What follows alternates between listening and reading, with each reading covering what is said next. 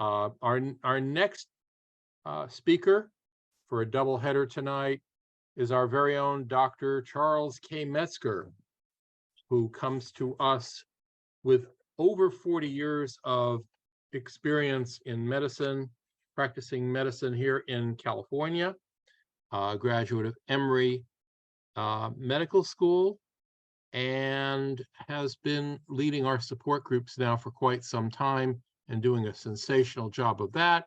He brings his compassion and knowledge and interest in prostate cancer to us.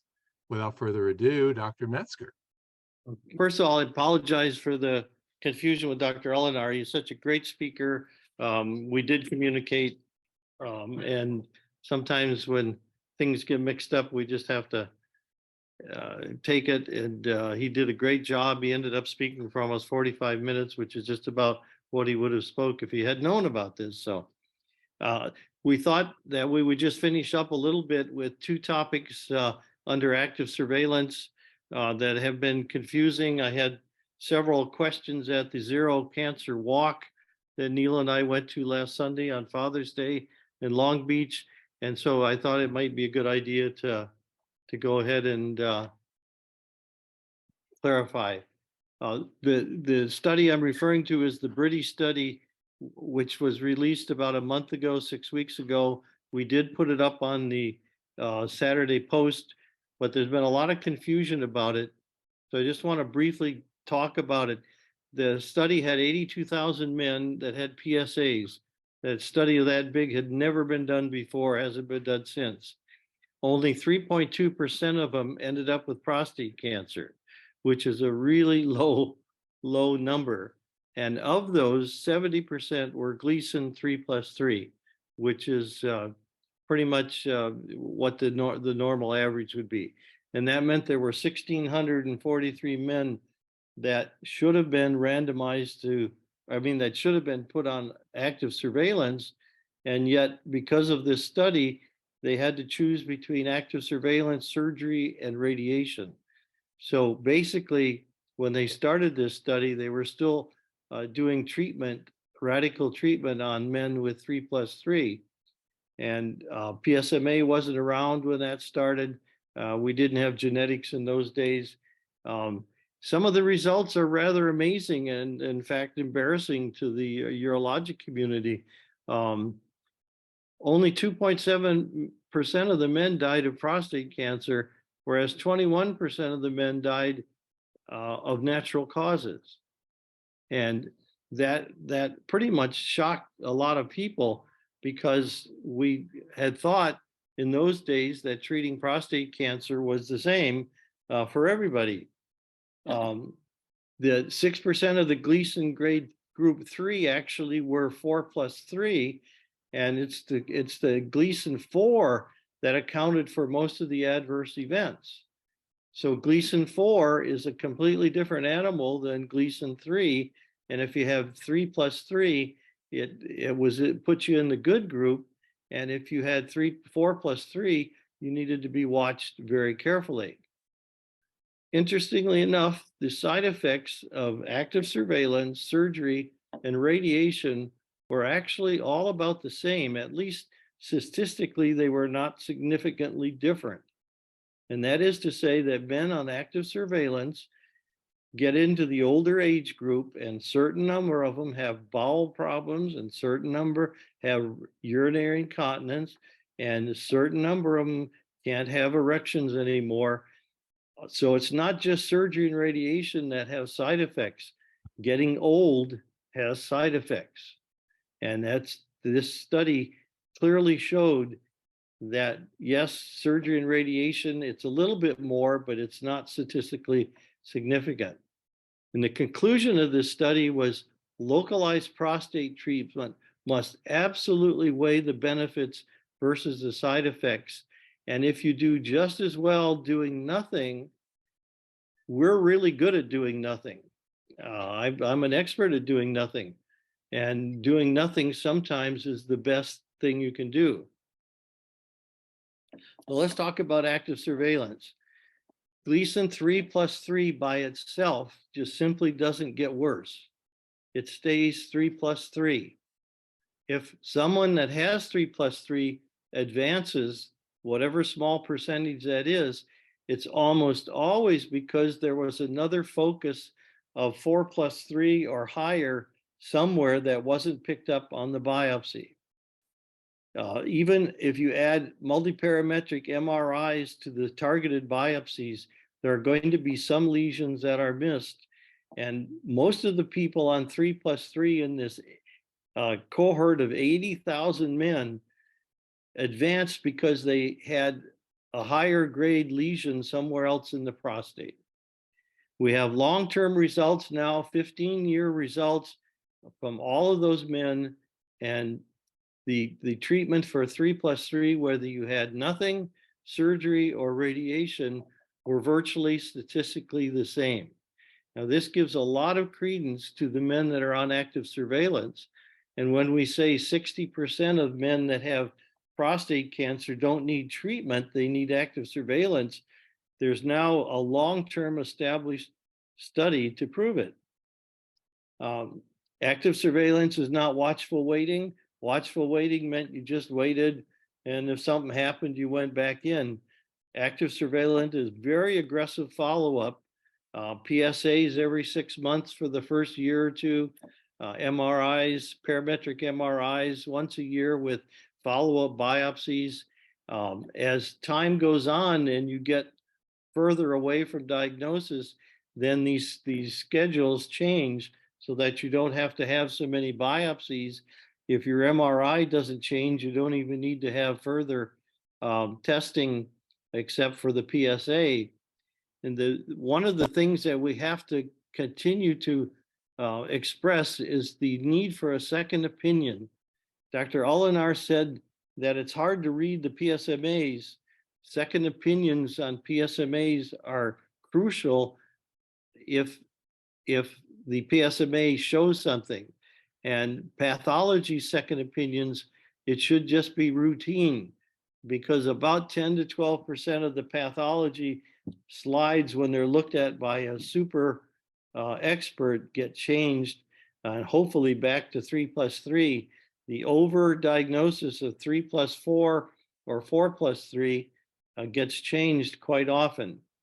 And the issue still remains, unless you do a PSMA on everyone before you biopsy them, there may be a higher grade lesion somewhere that is missed on biopsy.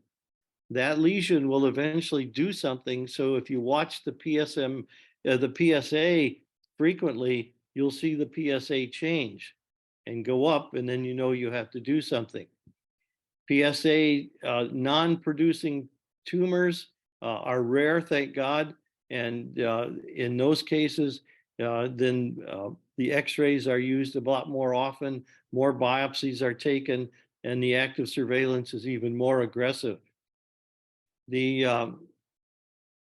active surveillance, what do we do? We have an elevated PSA or a nodule on exam. The first thing we do is get a multiparametric MRI for a PIRAD score. The second thing we do, unless the PIRAD score is 1 or 2, is a targeted fused biopsy. And the best biopsy is by far is the transperineal. The outliers right now are the genetic scores, both Polaris and Oncocyte, as determining, they have a very good way of determining whether or not active surveillance is successful. So far, none of the people that do the recommendations have given this anything more than a grade C. So the insurance companies have had a good reason not to cover it. But the fact is, it's very predictive in most cases. Extensive follow-up with PSAs, at least every 6 months to start, switching to a year if you go long enough, and multiparametric MRIs. Now, soon down the road is this ultrasound, this micro ultrasound, the 29 megahertz new ultrasound. And it probably isn't going to completely replace MRI, but it's certainly going to be a lot easier way to follow people. And if it's as sensitive as the Cleveland Clinic studies show, then it will get the follow-up back into the urology office and much less of a hassle with insurance to cover a much less expensive follow-up. PSMA, as you heard, is a game changer. There's just nothing like it in the time I've been in practice. Guys like Dr. Elenar are just learning how to use it successfully. And as time goes on, it'll be approved for more and more conditions. There is a study in Europe where it is done before the biopsy, in addition to the multiparametric MRI. And those studies show that it picks up significant cancer at a much higher rate and doesn't diagnose the insignificant cancer as much. One caveat to take home is that Gleason 4 is much different and can behave different. Doesn't mean it's going to become nasty, but it is something that requires very close follow-up. Gleason 3+4 should be on active surveillance, but it needs to be followed closely because it can change and it can indicate more likely that there are other areas in the prostate that need to be looked at.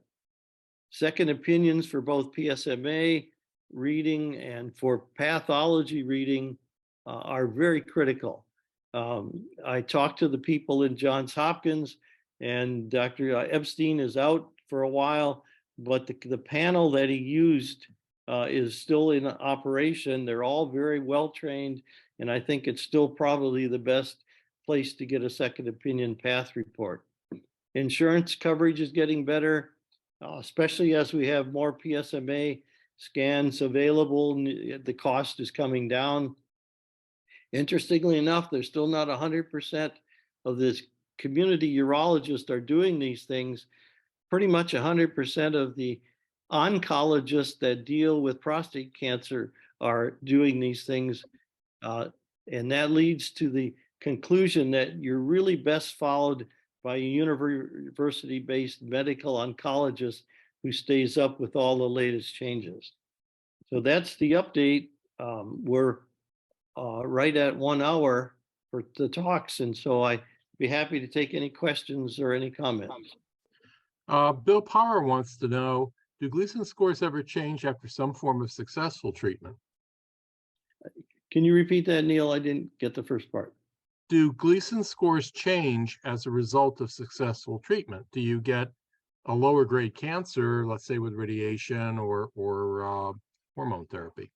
When you biopsy people that have responded to therapy, the cancer cells take on a completely distorted look, and it's because they've either been put to sleep or they've been killed.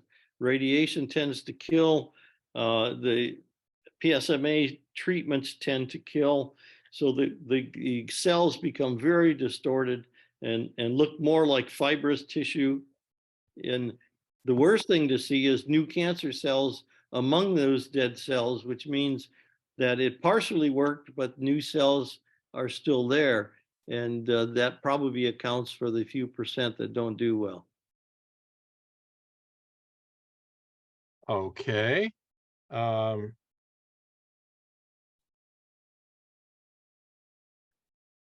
Anybody else have questions with respect to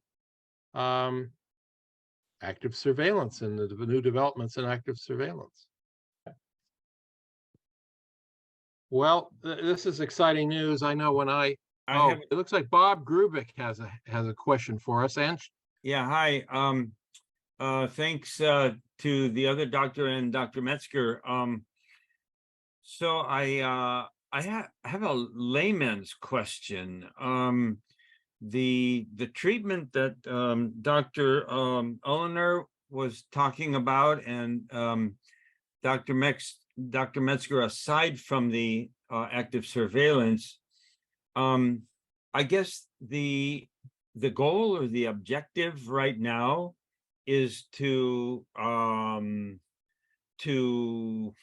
don't know how to word this as a layman, is to extend the amount of time that the cancer is responding to therapy. But eventually, and Dr. Olener kind of mentioned it toward the end, that eventually you're not going to kill the cancer right now. It's going to keep it down, but not eradicate it. Dr. Metzger, can you comment on that? Is any prostate cancer at all being successfully killed and eliminated?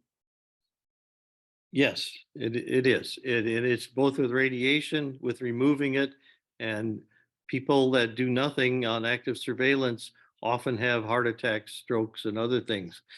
The reason that some people don't do well is still poorly understood, but there are little packets of RNA and DNA that seem to get encapsulated, and they float around and they stay around, and then years later they pop up because for some reason they work their way out of their little cellule, and then they get into the system and has it gives you more problems. But if you take out a prostate cancer and is completely in the prostate, it hasn't spread, that is a cure. And those people are doing very well.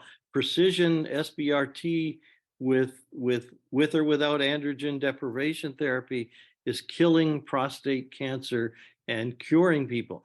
The median survival has not been reached for any of the new trials.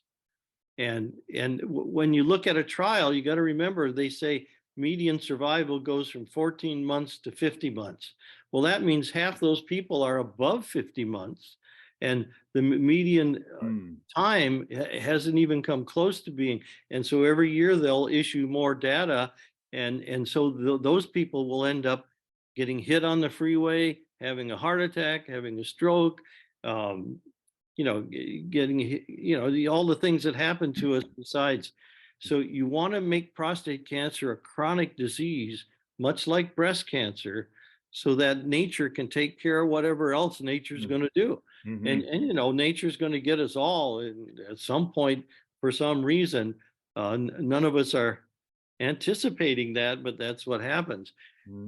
That's not the case. That's not the case with metastatic cancer that has spread.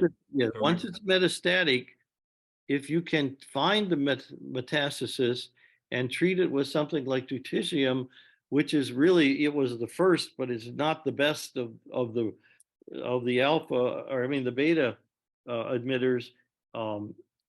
Whether we'll get to treating people with lower amounts of disease, in the clinical world, you start out treating the worst issue, and then you work your way down the line.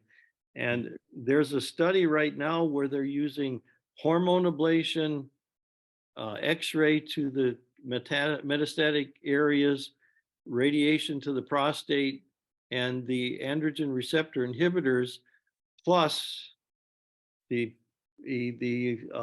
lutetium, and they're getting results like they haven't seen before. But that's only when there's a small amount of disease. Typically, the bad cases come in with disease all over the place, and there just isn't a lot by that time you can do. Screening, despite all of the fuss over it, it's still critical to finding early when you can do something. And those men will be looking back at early diagnosis and hoping and praying that these newer treatments are better. We're going to turn this into a chronic disease, just like not all breast cancer, but most breast cancer. Okay. The similarities between breast cancer and prostate are quite significant. Nobody really knew there'd be DNA mutation issues that they both shared, and who knows, the shared treatments might even work. So lots is happening, and it's getting very exciting. Okay, great. Thank you. Appreciate it. Pat asks a question that goes to the sketchiness of PSA as a predictor of prostate cancer. There's so many things that contaminate a lab draw. Do UTIs also raise PSA levels? Maybe we could talk a little bit about the things you should do before getting a blood draw. Pardon me. Things that you should do before you get a blood draw is you should avoid having sex for 3 days. You should not have any other viruses or colds or the flu or any other systemic illness. That includes prostatitis, UTI, urinary tract infection, or any virus that can affect the rest of the body can settle in the prostate. And you do all those things. If you have a PSA that's abnormal, then it should be repeated, which is your second opinion. There you go again with another second opinion, but you want to see even a different lab to make sure that it's not just a lab error. Some 3 or 4% of PSAs are abnormal. The FDA is going to approve a home kit where you can do your own PSA. If you can prick your finger, you can do a home PSA. I did send out a thing about the new bill in front of the state legislature. It got through committee this time, so it's going to at least get a vote. So anybody that's politically oriented can get a hold of their state assemblyman and tell them you want to be able to get PSA done on men in this state. Here's Chuck Mitchell with his hand up. Chuck, Yeah, what's your question? well, I was going to ask a question of the doctor before that talked, and also note that a year and a half ago, I had an Axumin scan. That's your Blue Earth people that made that. And I was interested on this new scan. Maybe you people picked up on it.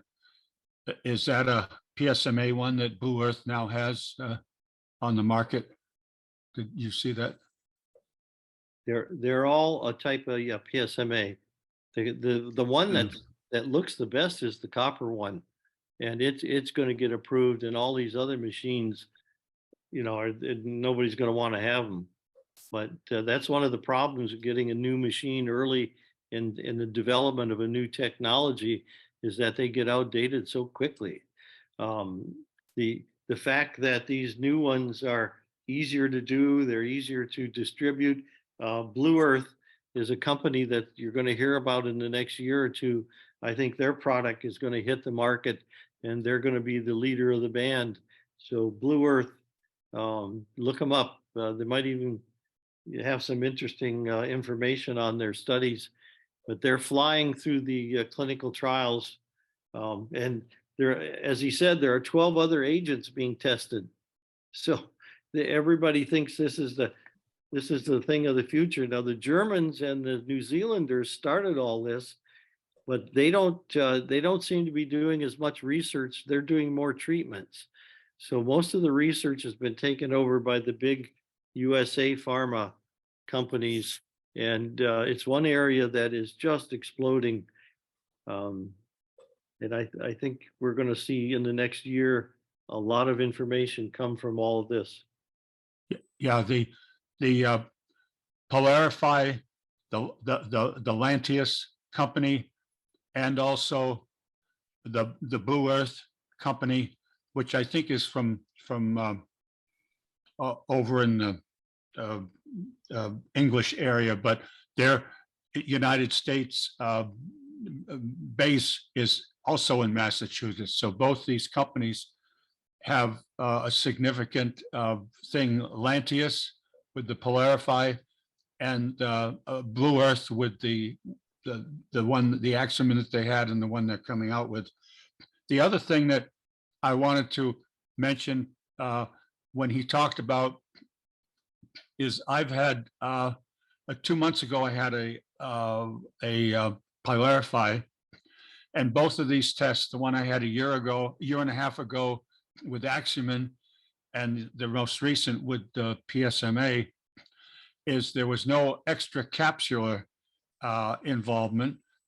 And the question I had, even before watching this program tonight, is where the doctor said that, some cancer cells may, he said 15%, possibly giving a number, would be activated with PSMA and on the same person's body that some areas would not pick up on it. The question I have is, is it possible that if you see from the prostate's point of view light up and so forth, showing that there is cancer in there, and you have two tests, one with an Aximin and one with the Pylarify, and there's nothing outside, that was a question I was going to ask. Yeah. Well, the PSMA being positive for the prostate means there are PSMA receptors, and you can't get any better than that. Right, but those same receptors that would possibly be in other parts of the body would most likely 100% or so would be also of the PSMA activated type. If they're there, yes, it should pick it up. Yeah, that's what I figured. I know there are exceptions to everything in this life, but that's about as good a start as you can get, or Yeah, what you want to sounds hear. good. And that's Okay. that's not necessarily the one you need a second opinion about. It's the ones that have funny things like a ureter that showed up. Yeah. That if you have a positive scan, you sure want somebody that knows what they're doing look at it. You know, the UCLA guys are good at it. Gary Allner will look at it. They're popping up all over. But thank God USC had the brains to hire that guy, because Oh, yeah. he's a gem. The last thing is that in 1997, when I had proton, my nadir went down to 0.2. So, one would think maybe, oh, gee, the nadir went down to 0.2 or maybe even less after the treatment, that, oh, you could go on for another 50 years. Well, after about 10 years, things started going, up and so forth. So, yeah, sometimes it doesn't knock everything out. Or those little capsules or whatever they are hang around somewhere. Yeah. Now, we would hope that these urine liquid biopsy tests and all these other biomarker tests would pick up on some of that. And there's none of those are ready for prime time. But eventually, I think they're going to find that those pick up on those, and then what to do about it. You got to figure out still what to do about it. But that's the hope with these liquid biopsies. But they just haven't been well accepted, and they need more tests, more trials. Right. Okay. Thank you.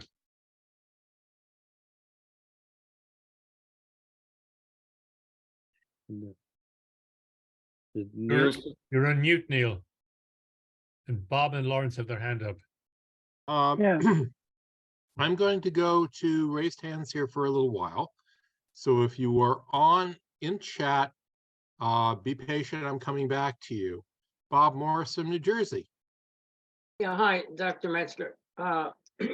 In regard to the new copper type of PSMA PET scan, it's early, but I'm thinking a year from now, is there some name to be able to find this and follow information? as far as I know, it hasn't been named yet. Okay. I think when they submit it for approval, they have to come up with a name.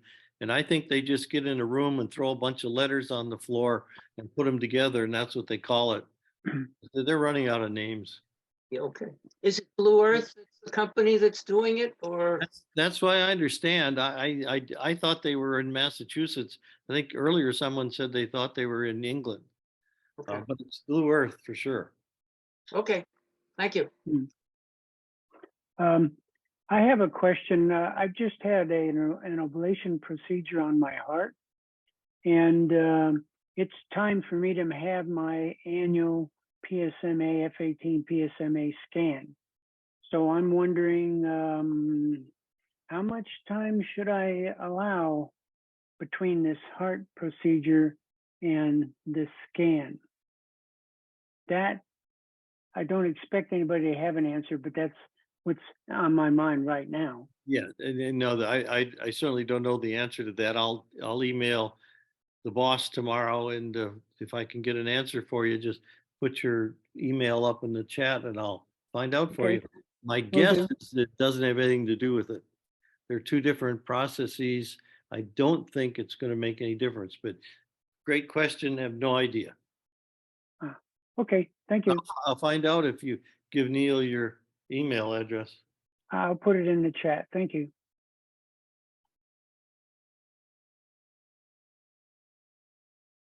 Go mute again, Neil. I have a lengthy question from Aloysius in the chat. Can you see it, Doctor? The Doctor? last one I see is from Ivan Garcia. Okay. Oh, and then there's one from, I don't agree with Germany reasoning. Yeah, I'm looking, scroll down. There's one from Aloysius at 6:16 p.m. Dr. Metzger, I had a 3+3 from 2010 to 2016 is how it begins.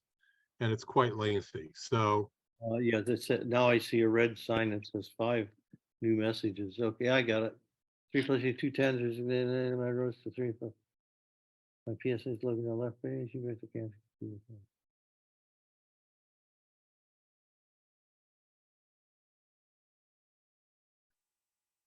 The only, yeah, okay, I see what the only time you would just restrict the biopsy to one area is if an MRI said that's the targeted area. If it's not a PIRADS 3 or above, they wouldn't go and biopsy it. So that's why they focused on what they did. 3 plus 4 could be watched, and he's been around for a long time with this active surveillance. So I think from what I get from the question, he's concerned about what else is in his prostate.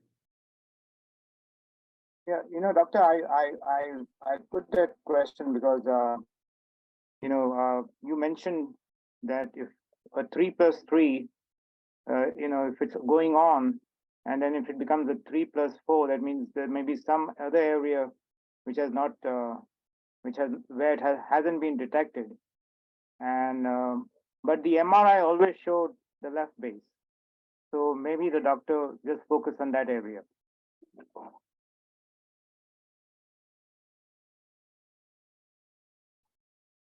Yeah, I'm not sure how to respond.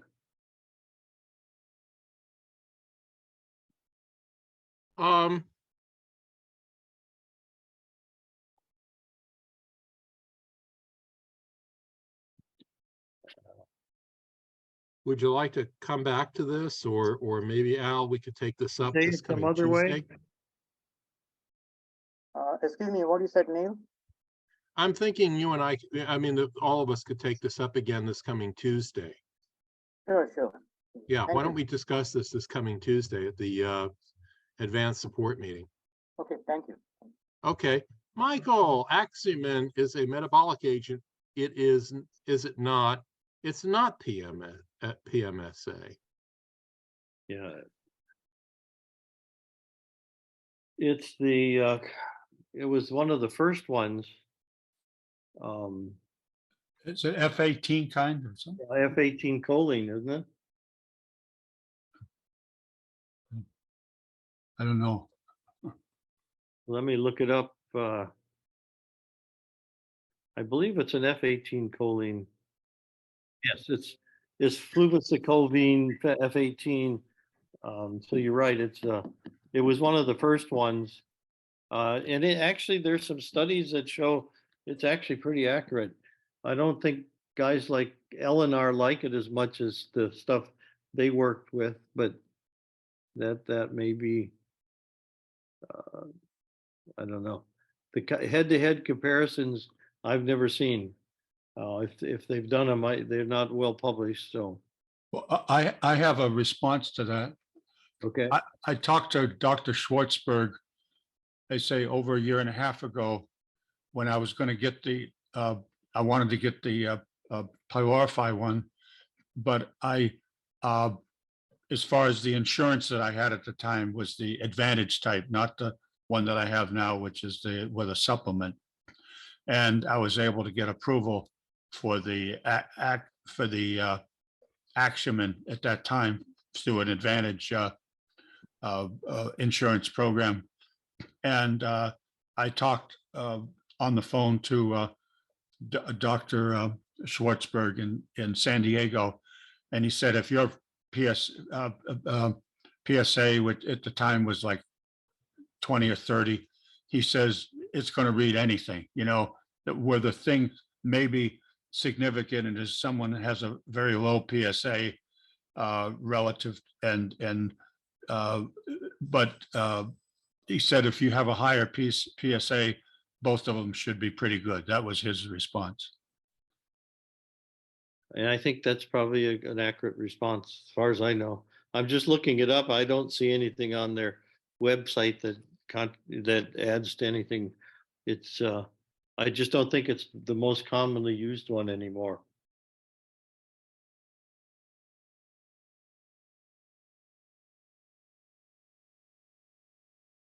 But that's also a Blue Earth product. How about that?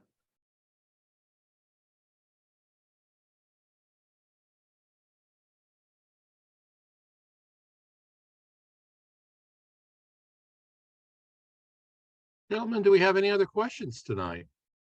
Am I missing anybody? If not, we look forward to seeing you this coming Tuesday, 5 p.m. Pacific, at the Advanced Support Group meeting. Check your mailboxes for announcements and Zoom link for that meeting. I thank you all for your patience tonight, and I look forward to seeing you again on Tuesday and at the next meeting in July on the 4th Thursday of the month for presentations. Thanks, Dan. Have a great evening.